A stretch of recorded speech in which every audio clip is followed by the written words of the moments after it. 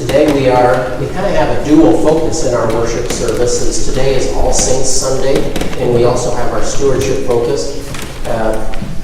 And as we look at All Saints Sunday, All Saints does not just talk about those who passed away in the past year, although we will name them a little later in the service, but it talks about all those who've gone before us.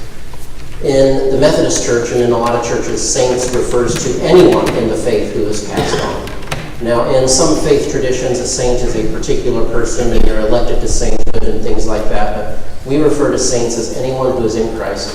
And could be living or dead. But as we think about those who passed on before us, that's what that means, All Saints Sunday. And we can look at our own church history, and we can see that we have a rich history, beginning much longer ago than 1899 when this building was built. As we had there was a building before this one. And even before the first building was built, there were preachers who were preaching sermons, and there were gatherings that would become the Methodist Church, going back as far as 1854. And as we look at that, you think about it, this faith community has been in existence for 3 centuries. When you think about it, we've been here for part of 3 centuries now. And that's a long time. That's a good history, And from the beginning, people had to use their time, their talents, their money, everything that they had to work, to share the faith, to make disciples, to start a new community of faith. Think about the time investment in that. And then to build a building, and then to build this building, and just to continue on the work of making disciples, passing from one generation to the other. And, really, it is true to say that we would not be here today in this building if it was not for many, many people who have gone on before us. And we can go back even further in history beyond the start of this church, and we can look at church history, and we can see that throughout church history, when you study church history, you can be depressed and inspired at the same time. As the church went through periods of becoming kind of corrupt and going down a dark side, and then whenever that would happen, eventually you'd have some faithful people who would steer the church back in the right direction. And in particular, this is a special year because this is the 500th anniversary of the Reformation. That's when Martin Luther nailed his 95 theses, or I call them complaints, to the church door. And, he felt that the church was doing a lot of things that he disagreed with, and so he was protesting that. That's why any church other than the Catholic Church is called a Protestant church. That comes from the word to protest.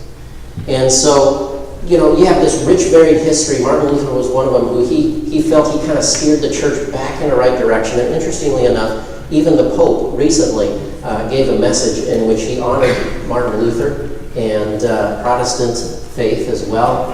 He seems to be very ecumenical in his leadership. And so we have a rich, varied history, and here we are today, and someday we're going to be gone, and maybe in generations ahead from now, people will include us as among those who have helped so that they could be worshiping at that point in the future. Maybe we can be a part of that rich and varied history.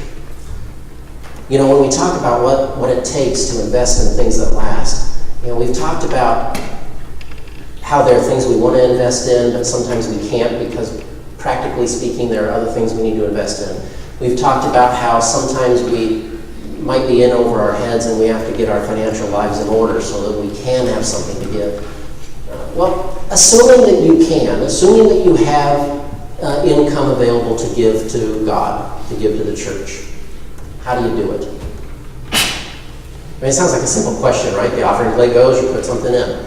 But really, how do you do it as a Christian discipline? What does it mean? Oftentimes we frame the question this way. We say, how much does the church need, Pastor? Tell me how much the church needs. And that question can be appropriate at times, like when we have capital campaigns, like when you put the metal roof on, and boy, when I heard you had a metal roof on before I came here, I was so glad. There's still leaks in other places, but at least that's done.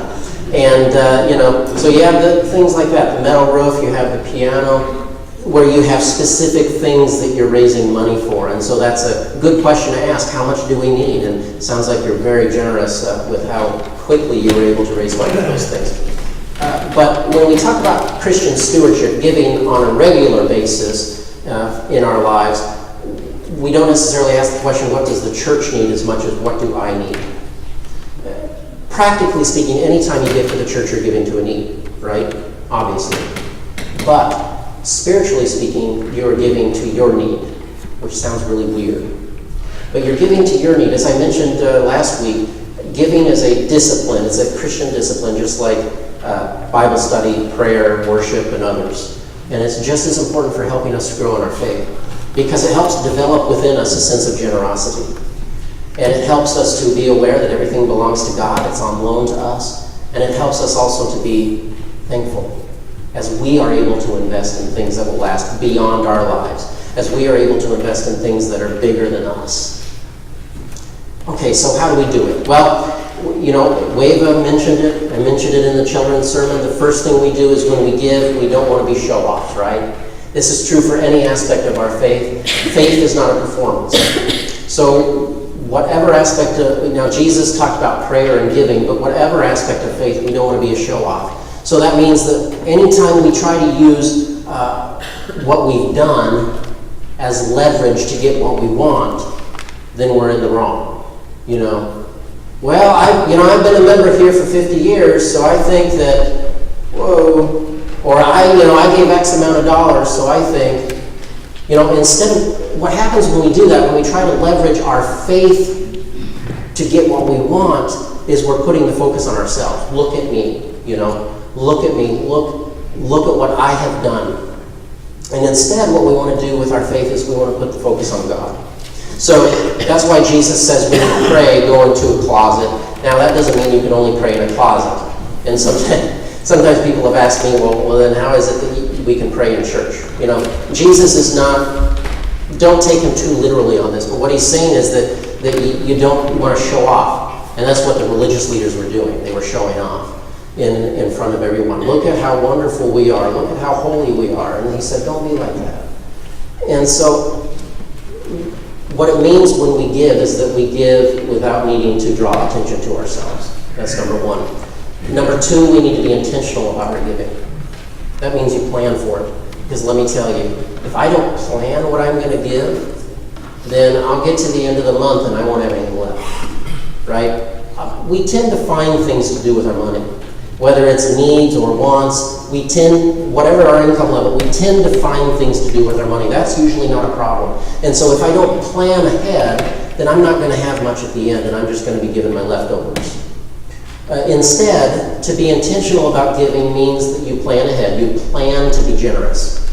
That's weird because generosity seems like something that should be just spontaneous, and sometimes it is, but for Christian stewardship, we want to be intentional. So, even so intentional as make it a line item in your budget. If you have a budget, make it as intentional as your light bill or your mortgage. Just have a line item in your budget. However much you give, just put it in there so that it's there. And assuming you follow your budget, then that's a line underneath which your generosity will fall. It kind of helps that keep me disciplined in my giving. Otherwise, it might not happen. So that doesn't sound very spiritual, but it really is, because sometimes the most spiritual things are also the most practical things. So we want to be intentional. But still, I know that question is in your mind. That question is in your mind. How much? How much should I give? What does God require?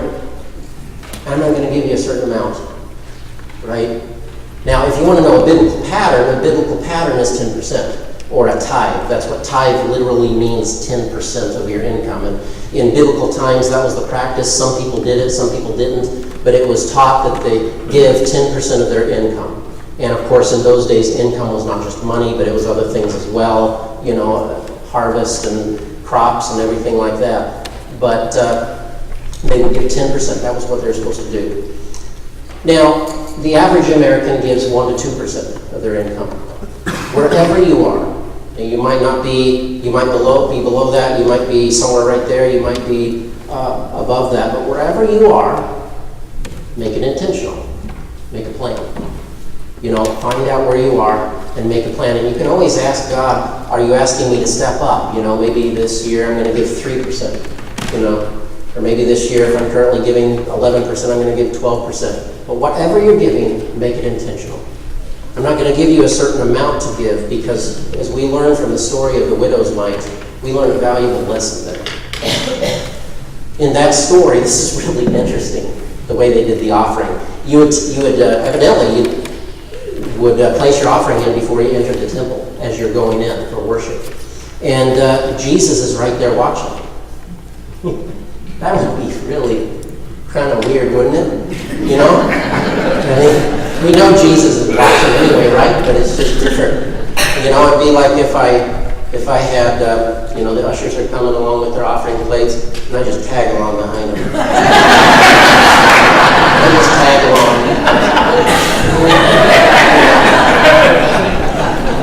And I kind of check and see. That would be nerve-wracking. And you might be having to work with the district superintendent this afternoon. So this is what happens, People are placing their offerings in this thing as they go into the temple, and the people, Jesus is watching, and all these wealthy people put in these large gifts, and then this widow puts in these 2 coins, which a widow has no income in those days. It can be hard anyway, but back then it was really hard. And she put in these 2 coins worth nothing. But Jesus said that this lady had put in more than all the others because they had given out of their abundance. She had given all she had. So that's interesting because practically speaking, her gift was worthless. It's not going to do anything for the temple.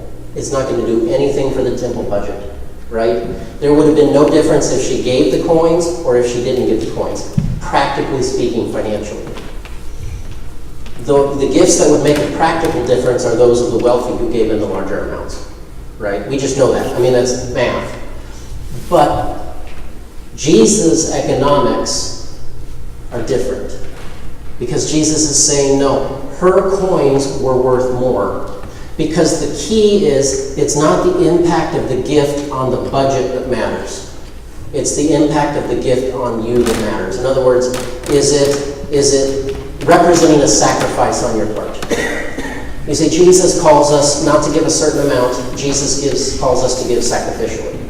So in other words, what is there in my life that I could do, but I can't because I have a line item in my budget that I'm giving a certain part of my income a month to the church or to God? What am I giving up? What am I sacrificing? That's a difficult question to ask. But as we look at that, let's contemporize this a little bit. Let's say that in worship, the offering plate is going by, and one person drops in $500. Another person drops in $10. It'd be really tempting maybe for the person who dropped in $500 to kind of think, well, geez, that person isn't very generous. And it would be tempting to say that. And yet, in Jesus' economics, first of all, which gift will have more effect on the church budget? The 500, right? The 500, it will. But what does Jesus say? According to Jesus' economics, we don't know on the surface which one was more generous. We don't know. So this is the part of the folly of comparing one person's giving to another. We don't know the impact. We don't know how much each person is sacrificing in their gift. It could be that the person who gave in $500 isn't sacrificing a thing. It could be that they wouldn't really feel it. Maybe their income is such that $500 is small change. And it could be that the person next to them, boy, they're really sacrificing a lot because their income is so low, but they want to have something, they want to give something to the church, and so they drop in a 10, which is a big leap of faith for them, because usually they might do $1 or $2 is all that they can do, but boy, this Sunday they're going to drop in 10, and they're just going to have to go without something to do, but they're going to put in that 10. Well, that $10 then was more valuable than that 500, according to God. So it really makes no sense to compare. It makes no sense to compare giving and say, well, that person's really generous. They're at the top of the list. Or it doesn't make any sense to do that. Because we don't know. We don't know on the surface what they are giving up. And so I think that that's the key. Most of you, if you are members of the church, you've probably received a pledge card. And next week, during Consecration Sunday, as I mentioned, you'll dedicate your pledges. And so if you haven't already filled out your pledge card, you'll probably be doing that this week. And I just want to encourage you to spend some time to pray and to look at where you currently are, look and see what God's calling you to do in 2018. And whatever that is, make it intentional. Make it intentional, make it a real commitment, fill it out, bring it in next week if you haven't already, and dedicate it to God. And I just want to encourage you that as you give, you make a difference. Whatever the amount, you make a difference. And you're investing in something that is bigger than you. You're investing in something that will last. And so I want to encourage you, because one thing that we find too, the last thing is that when we give, we want to be cheerful. Right? So we don't want to give begrudgingly. Our attitude, we want to give joyfully. Now sometimes you might say, well, Mike, I'm feeling convicted, I need to give, but I can't say I'm cheerful about it. Well, that's okay, you can start. You can start, and then sometimes we start something and the feelings follow. That's why sometimes giving can help us grow in our faith. It can help us develop that sense of generosity. As we see, when you help somebody, when you give of your time, let's say somebody's house burnt down, you give of your time and you help them and you help salvage what is salvageable in their house. You see that glimmer of hope in their eyes. You know that you are investing in something bigger than yourself. You see something light up in their lives. When you have a certain talent that you're able to offer somebody, maybe you work construction and you can help them to build something that they've lost, and you see the gratefulness in their face, you know that you're giving something beyond yourself. Maybe you don't have those types of talents, but you can help out in some way. Maybe your church is having a special offering to help that person, or maybe you just give the money directly to them, and you know that you are making a difference that is bigger than yourself. When you invest in others, whether it's in the church or whether it's in a situation, a personal situation, you know you're making a difference. In the church, you're helping to make disciples. In the church, you are continuing that tradition that started so long ago in 1854, and that tradition that hopefully will continue for many, many years beyond us. It really is truly amazing. And so I want to encourage you to be a part of that if possible, because you will be blessed. Amen.